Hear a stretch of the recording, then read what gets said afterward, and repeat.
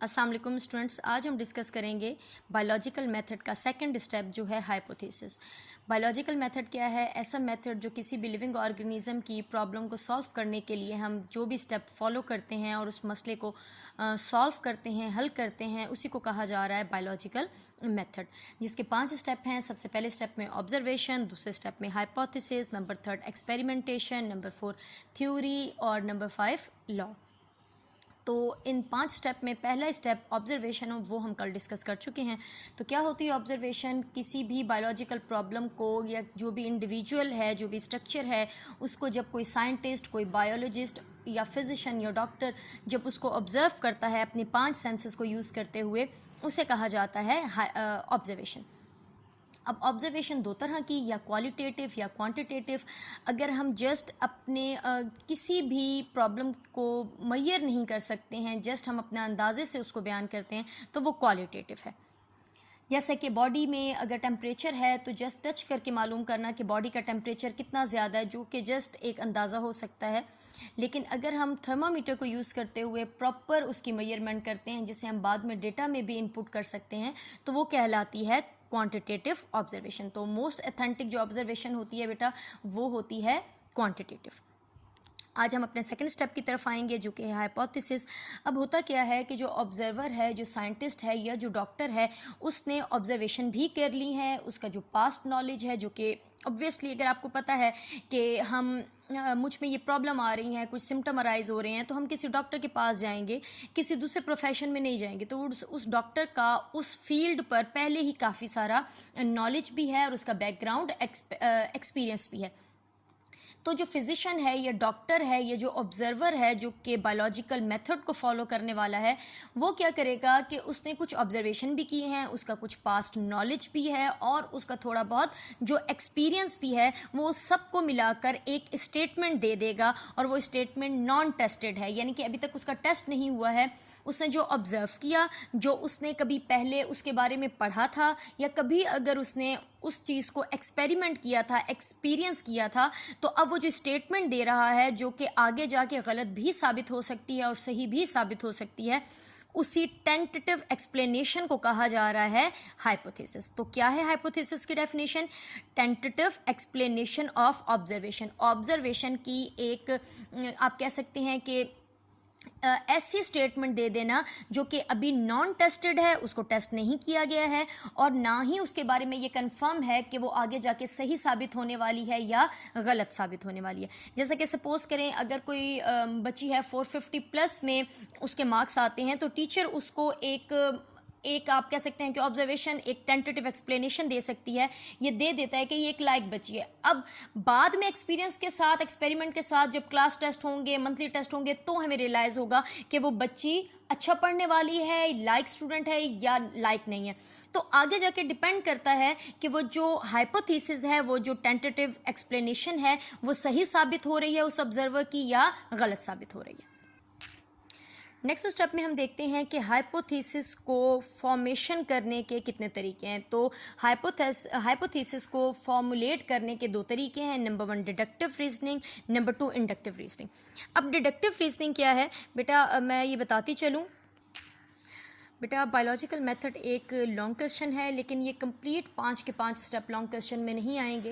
Like observation और hypothesis अलग से दे दिया है, या हाइपोथेसिस बेटा एक बहुत ही इंपॉर्टेंट लॉन्ग क्वेश्चन है, जिसमें आपको ये दोनों ही फॉर्मुलेशन बतानी होंगी। तो हम हाइपोथेसिस को, या साइंटिस्ट या बायोलॉजिस्ट हाइपोथेसिस को 2 तरह से फॉर्मुलेट करते हैं। नंबर 1 डिडक्टिव रीजनिंग के थ्रू, नंबर 2 इंडक्टिव रीजनिंग के थ्रू।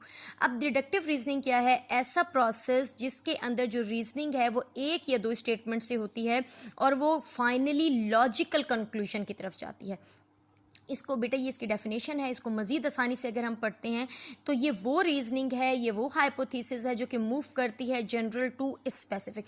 यानी कि जो ऑब्जर्वर है, उसने सबसे पहले कोई जनरल उसको लिया है, उस टॉपिक को, ठीक है, और ग्रेजुअली उसमें से क्या अराइज किया है, कोई स्पेसिफिक कंक्लूजन अराइज किया है।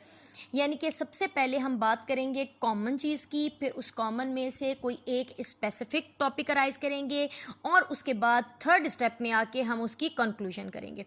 डिडक्टिव रीजनिंग में हमेशा जो लॉजिक यूज़ होता है वो इफ़ और देन का यूज़ होता है। बेटा बार बार मैं बता रही हूँ ये कहाँ से कहाँ मूव करती है। जो स्टेटमेंट जारी की जा रही है वो जनरल स्टेटमेंट दी जा रही है, लेकिन वो ग्रेजुअली किसकी तरफ जाएगी, स्पेसिफिक की तरफ। यानी कि जो स्टेटमेंट है वो जनरल है, लेकिन जो कंक्लूजन है वो स्पेसिफिक अराइज हुई है। और इसको बनाने का क्या तरीका है कि सबसे पहले हम कॉमन चीज़ को डिस्कस करेंगे, फिर उसी में से एक स्पेसिफिक पॉइंट पर आएंगे और स्पेसिफिक में से ही हम उसकी कंक्लूजन करेंगे। जैसा कि आपकी बुक में दो एग्जाम्पल हैं, एक एनिमल की एग्जाम्पल है बर्ड्स की और दूसरा आपके पास है प्लांट की एग्जाम्पल। तो जो पहली एग्जाम्पल है उसमें ये देखें, all birds have wings and that sparrows are birds.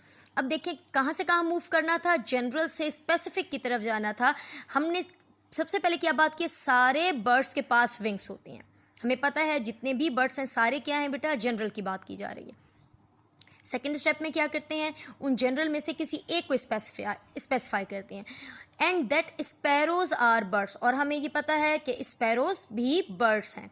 तो सबसे पहले क्या कहा था कि पहले हम जनरल की बात करेंगे, जनरल में से हम स्पेसिफिक को अराइज करेंगे और फिर लास्ट में दे देंगे conclusion, we conclude that sparrows have wings. अब मैं इस एग्जाम्पल को ज़रा तफसील से अगर आप लोगों को समझाऊं तो डिडक्टिव रीजनिंग की एग्जाम्पल है जिसके अंदर मूव हमेशा वो हाइपोथेसिस कैसे करती है, जनरल टू स्पेसिफिक, जिसमें सबसे पहले हम बात करते हैं ओवरऑल, फिर उसमें से किसी स्पेसिफिक पॉइंट को निकालते हैं और फिर कर देते हैं अपनी कंक्लूजन।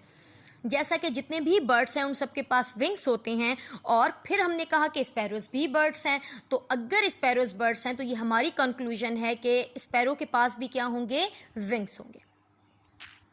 इसी की ही दूसरी एग्जांपल जो आपकी बुक में है वो प्लांट्स के बारे में है कि जितने भी प्लांट्स हैं वो लाइट की मौजूदगी में फोटोसिंथेसिस करते हैं, और अगर उनमें से किसी प्लांट को अंधेरे में रख दिया जाए तो वो क्या नहीं करेगा, फोटोसिंथेसिस के नतीजे में ग्लूकोज नहीं बनाएगा। तो सबसे पहले बात की है सारे प्लांट्स लाइट की मौजूदगी में फोटोसिंथेसिस करते हैं, ग्लूकोज बनाते हैं।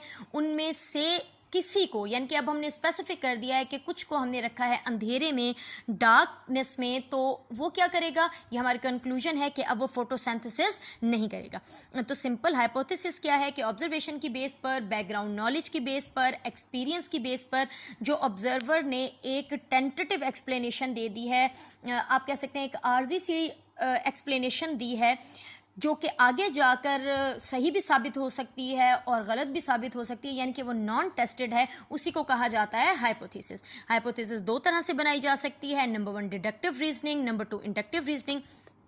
तो डिडक्टिव रीजनिंग हमेशा कैसे बनाई जाती है कि हम जनरल बात करते हैं, जनरल में से स्पेसिफिक को राइज करते हैं। अब आते हैं जी अपने सेकंड टॉपिक की तरफ जो है इंडक्टिव रीजनिंग। इसमें हम क्या करते हैं, ये कैसे इन्वॉल्व होती है, इसमें से निकाला जाता है general conclusion from a specific observation. ये कहाँ से कहाँ मूव कर रही है, ये स्पेसिफिक से जनरल की तरफ मूव कर रही है।